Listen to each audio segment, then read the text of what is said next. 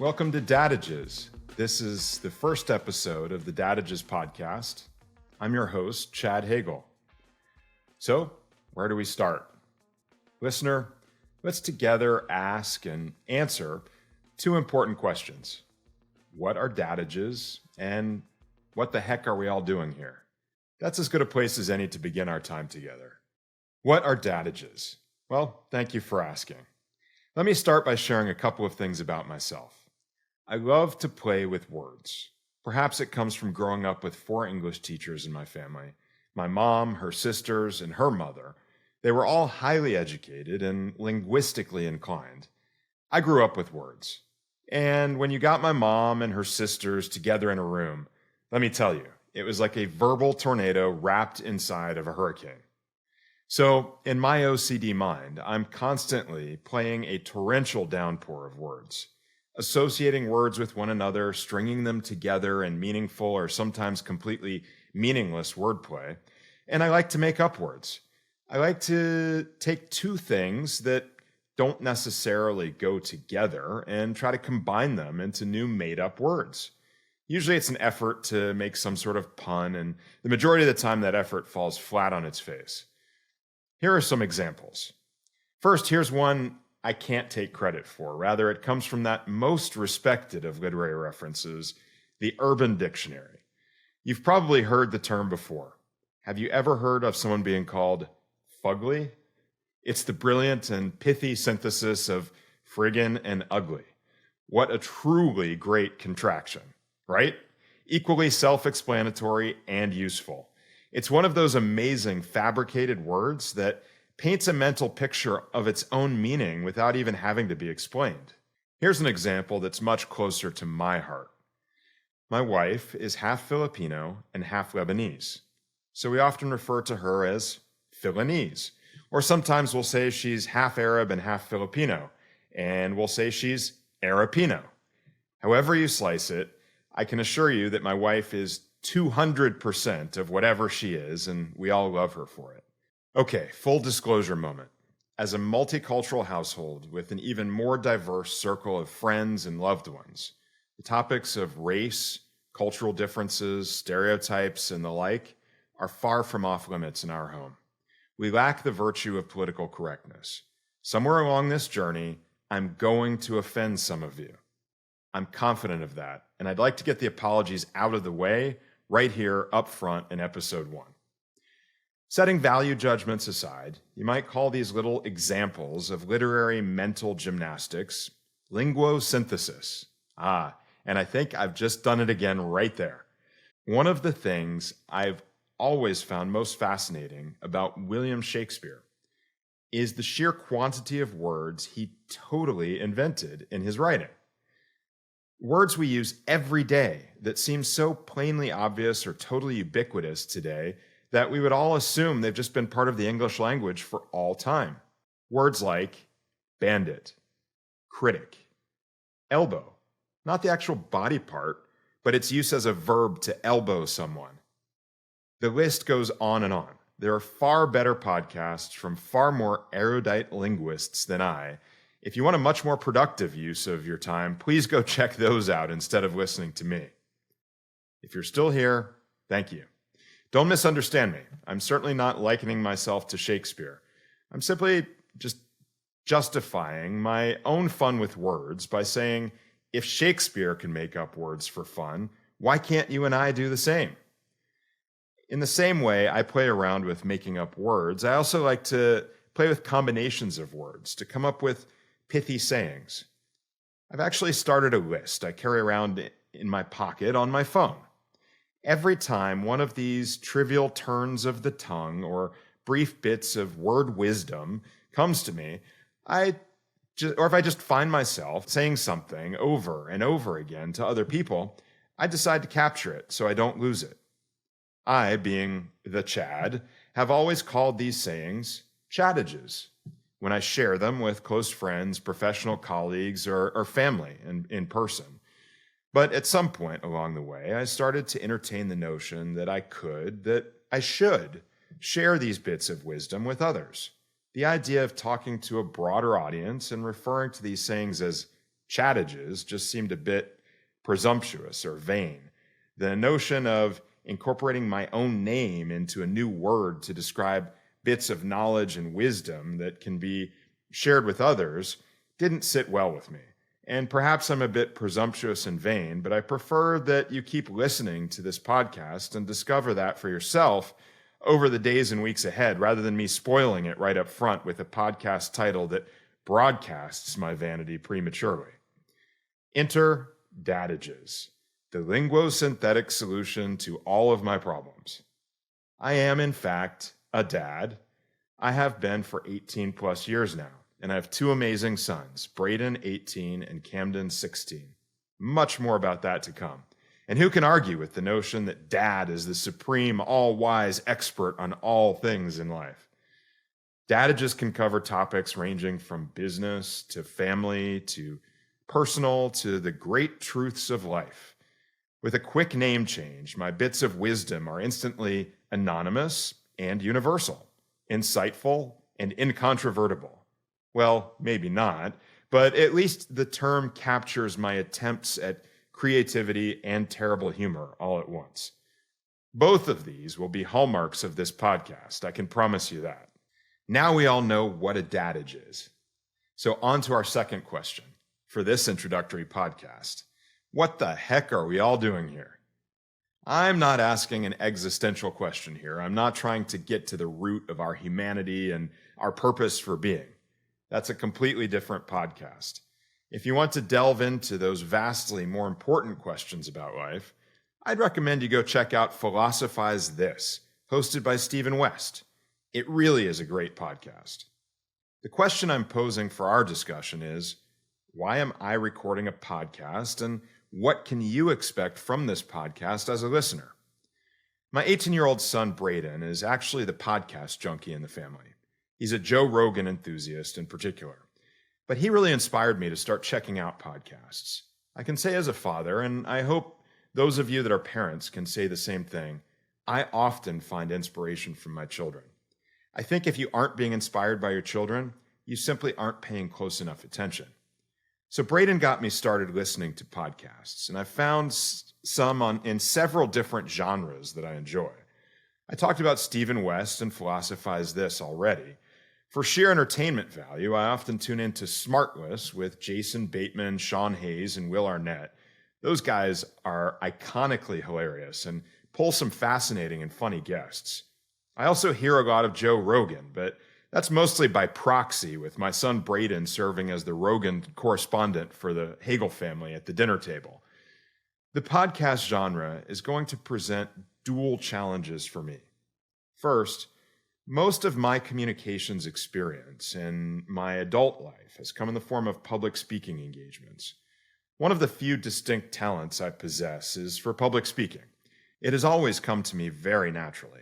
I find myself at public events often more comfortable when I'm behind the podium speaking to an audience than I am at times mingling in the crowd and speaking with people one-on-one. Most people think I'm an extrovert, but I'm really more of a closet introvert.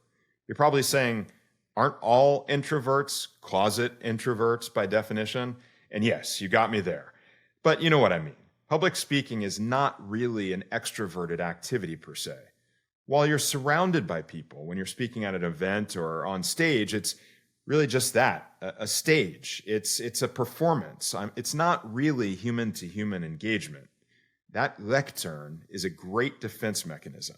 And while I enjoy direct engagement with people, I can find it energy depleting at times, and sometimes after a social event, I'm exhausted and I need to retreat to privacy to re-energize. Here's how I'll be challenged in producing a podcast, though. For me, standing at the front of a room is actually a very comfortable place. I enjoy reading the body language and the responses of those in the room and responding and adapting accordingly. From this end of our present engagement, listener, I can't tell when you smile, when you laugh, when you nod your head in agreement with something I'm saying. For that matter, I can't tell when you groan or gasp or get up and walk out of the room because you've abandoned our little discussion altogether. It's so easy for you, the all-powerful listener, to tap that pause button, swiftly eviscerating me with those two deadly vertical cuts. Swipe and exit stage left and never return. To me, that's more unsettling than facing a room full of people. I think my aptitude for public speaking is more of a comparative advantage than an absolute advantage. For those of you who may not be familiar with those terms, they come from microeconomics. I studied economics at Stanford. Chad fact, I went to Stanford University. Do you know how you can tell if somebody went to Stanford? You don't have to. They will let you know in the first 5 minutes after you've met them. But we've been talking now for at least 12 minutes, and it just came up. I guess I'm doing pretty well. But seriously, I do wear my Stanford experience, both my 4 years as a student and my 20 plus years as an alum, on my sleeve. It's a pretty fundamental part of my life. My Stanford education is the greatest gift that my own father, Mark, gave to me. I've said it to him privately, and I thank him again for that transformative gift publicly. Thanks, Dad. Back to comparative and absolute advantage. I'm taking some poetic license and distorting the use of the terms from their pure economic definitions just a bit to make a point. Economics is not really about business. It's truly a social science, and it offers a lot of insights into modes of human interaction. In economic terms, absolute advantage refers to one person, group, or organization that is better or more efficient at doing something than another group. Comparative advantage sets aside which resource is purely best, acknowledging that a single resource cannot do everything everywhere all at once. Great movie, by the way. I love Michelle Yeoh. She's a badass. Anyway, comparative advantage considers the opportunity cost recognized when a resource trades off participating in one activity versus another. So how is this discussion of comparative advantage relevant to my public speaking experience? I'm not the best public speaker in the world. I'm certainly not a world-class orator. It's simply that my cost of public speaking is not as high as it is for some others. Some people rank the fear of public speaking, or glossophobia, up there with the fear of death. That's pretty heavy stuff. I'm thankful I don't suffer from such a fear, and I suppose that makes me the obvious choice if we were ever faced with a public speaking emergency and somebody has to step up to the mic to save us. Here's another Chad fact. As you may already be able to tell, I'm a wealth of relatively meaningless knowledge. I've picked up little bits of trivia throughout my life and held on to probably the least important of those. I know it's an amazing skill that gets me just about nothing to show for it, but what I do attempt is contextual sharing of knowledge. I've always tried in my life, as part of any conversation, to add value and meaning through something I can contribute to the flow of the discussion that is relevant. I try to be an engaging conversationalist. This brings me to my second challenge in the podcast realm. This really isn't much of a conversation. You might be yelling at me right now because you feel like I've wasted the past 20 minutes of your life, but I'm sorry to say I can't hear you. I'm not telling you that you can't talk back to me. Who am I to deprive you of your half of this discussion? And I really am a very good listener.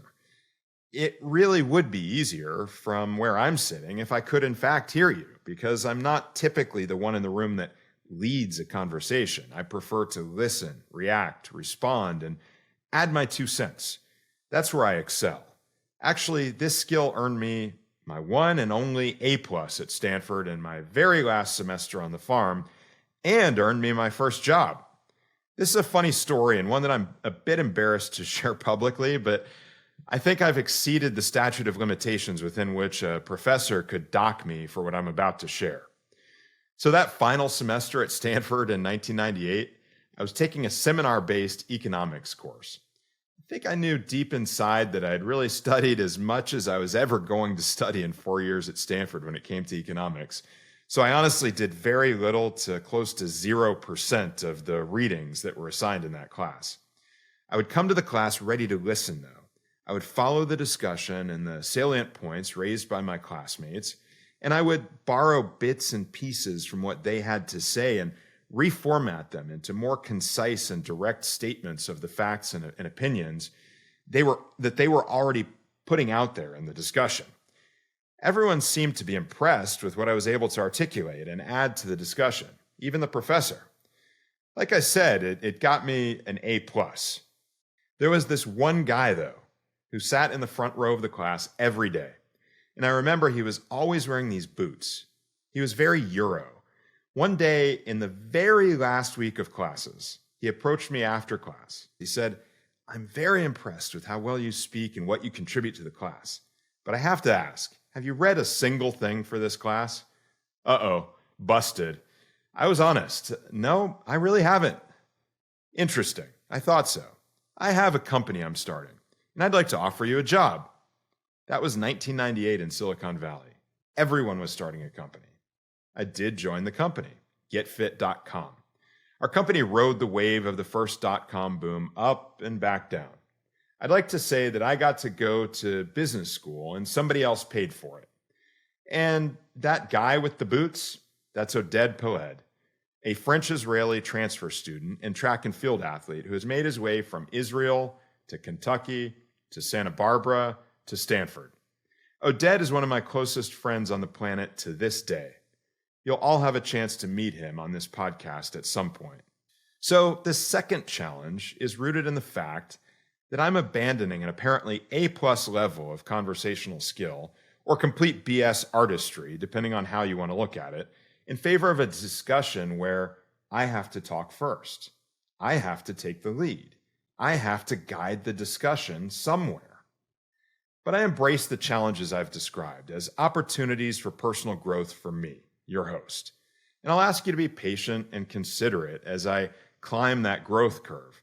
Should this podcast be successful, I hope that over time, you might actually see it evolve and improve. And I hope you'll help me along the way. Please do so. I'll share a bit later how you might do that. The past few minutes have been spent explaining why I maybe should not be doing a podcast. So again, we have to ask the question, why are we here? The podcast format does make sense for me for a couple of reasons. One is simply a matter of time. People say time is money. I say time is far more valuable than money. I can always find more money, but I will never find another minute of time in my life. If your Dadage alarm is going off, you're exactly right. I just snuck one in on you. But that's not the basis for this introductory episode. Don't worry. We'll come back to that one in a future episode and do an entire episode on it. Anyhow, I make the majority of my business decisions based on my return on time rather than based on money. That's reason number one for me producing a podcast. I've contemplated sharing my perspectives with a broader audience for some time. I've thought about writing a book, but I struggled to carve out the time required to invest into such an endeavor, especially with no guarantee that I could actually pull it off. The amount of time that would have to be invested in authoring a book before I could even recognize if I was succeeding in the endeavor was daunting. The medium of the podcast offers a much more episodic approach to communication. In this way, it's more bite-sized for me to produce and to weave that work into my life as an entrepreneur operating an enterprise and my primary job, dad. The very nature of what I have to share also lends itself to a loosely assembled, fragmented approach. Frankly, my perspectives might not come together that cohesively into a book, at least not for now. If after I have developed a volume of content, I decide to write a book one day, I don't want you coming back and calling me out on this point. In fact, my very first exposure to an absolutely brilliant podcast wasn't really a podcast at all. Mike Rowe, a great communicator with an amazing, silky smooth but manly voice, who I recognize as the host of Dirty Jobs, but he's had a long and prolific career in front of the camera and behind the mic. Mike wrote a book called The Way I Heard It, and that was based upon his podcast by the same name. And here's a real mind bender for you. I listened to Mike's book on Audible as an audiobook. So I listened to Mike reading an audiobook he recorded of the book he wrote about the podcast he recorded. Wow, way to go, Mr. Rowe. You really got great mileage out of that one. Brilliant. Now, Chad Hagel certainly is no Mike Rowe, but I'm certainly smart enough to follow his lead. Thanks, Mike. And as my own dad likes to posit, How do you eat an elephant? The only answer is one bite at a time. There you go. Maybe that will make for a good episode down the road, too. Reason number 2 for the podcast format: iteration. This is virgin territory for me.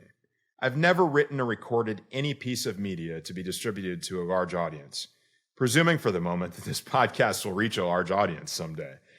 Taking a more incremental approach to distributing a podcast, one episode at a time, gives me a chance to stick and move like a boxer, to adapt and change as I go, and hopefully improve the work product I'm offering you as I go along.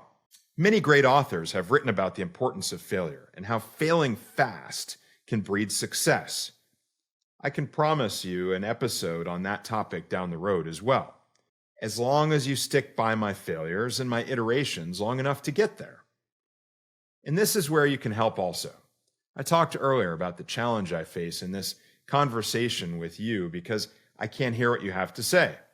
Well, that's not really true. You can make your voice known, and I ask that you please do so. I've set up a website. I know, so 1998. You can visit dadages.com, DADAGES.com, and share your feedback there on every episode, or email me at chad@dadages.com. I would love to hear from you.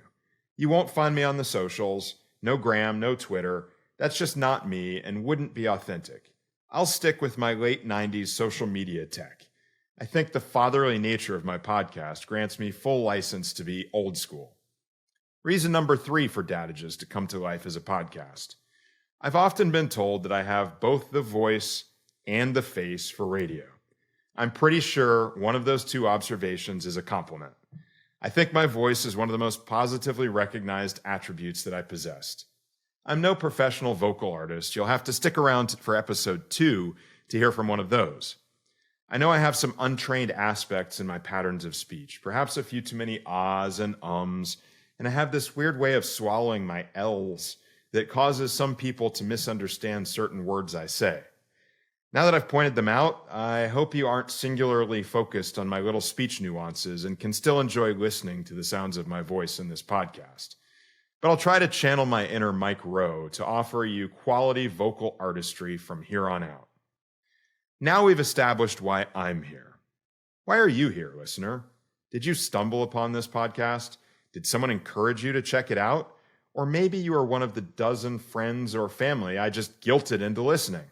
Like I said, visit us online, share your story, let me know what brought you here, and let me know what you think about the podcast. Let's go back to Dadages now. We've discussed what Dadages are, but where do Dadages come from? You should know something else about me. I give a lot of advice, and I seek a lot of advice. I'm one of those people that others come to for advice. Some of that comes from being an entrepreneur and being an activist, philanthropic investor. People know I've built my own business, and a lot of people are looking for insights and guidance on doing that for themselves. Others know that I've engaged in a high level with many startup nonprofits and educational institutions. I've learned how to navigate organizations, small and large, and how to make a positive impact. As much as I enjoy building things at work and building organizations, I enjoy even more building people. I like to help young people in particular chart a course for themselves and connect the dots to make their objectives realities. I'm also an opinionated person, and I feel that my opinions are earned through hard work, positive contributions, and experience gained. We'll do a whole episode in the future about opinions as well.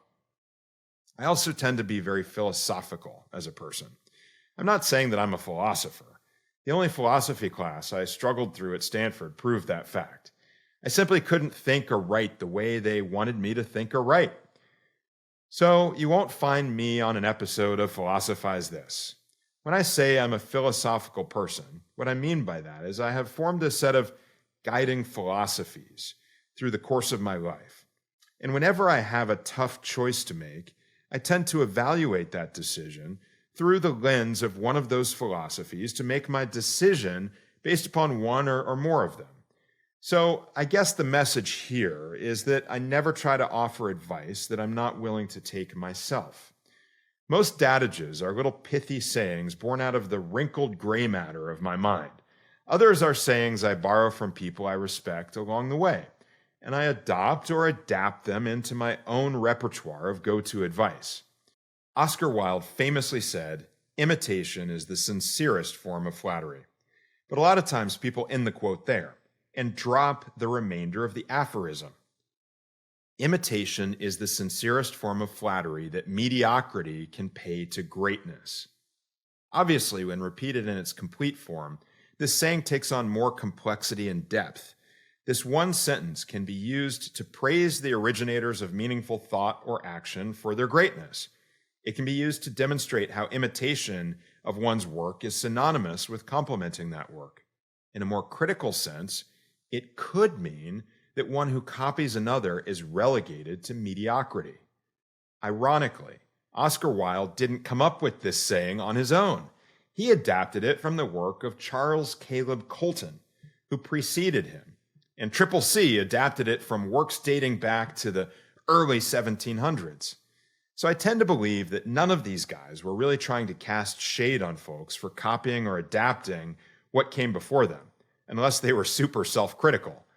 All of that being said, if me borrowing from great individuals who came before me makes me mediocre, so be it. I long ago became comfortable with the notion of mediocrity. Before you start thinking I suffer from low self-esteem or that I'm just sandbagging and setting low expectations for myself, let me explain. When I arrived at Stanford in 1994, I came from a small prep school in Central Florida. I was accustomed to being a big man on campus and never having to struggle that much, even though I did work hard because I got by mostly on unnatural ability. In the Stanford ecosystem, though, I was surrounded by people who were the very best in the world at whatever they did. In my class alone were Tiger Woods, several Olympians, a world-renowned classical concert pianist, and several of the greatest minds in science and engineering that I've ever met. And that leads me to the topic for episode number 2 of Dadages, and our very first Dadage. Always surround yourself with people who are better than you are at what they do best, and let them do it. Continue to episode 2 and learn more. Oh, and before I depart today, we will close each episode with the dad joke of the day. This one is in honor of an individual who's admitted to Stanford along with me, but she hit it big time and never showed up freshman year. This joke is actually a conversation between dad and mom. "Honey, I was just listening to the radio on my way into town. Apparently, an actress just killed herself." "Oh my God, who?" I can't remember. It was Reese something." "Witherspoon?" "No, it was with a knife." Trust me, you have a lot more to look forward to where that came from. Remember, everyone, Dad may not always know what he's talking about, but he sure can sound like he does.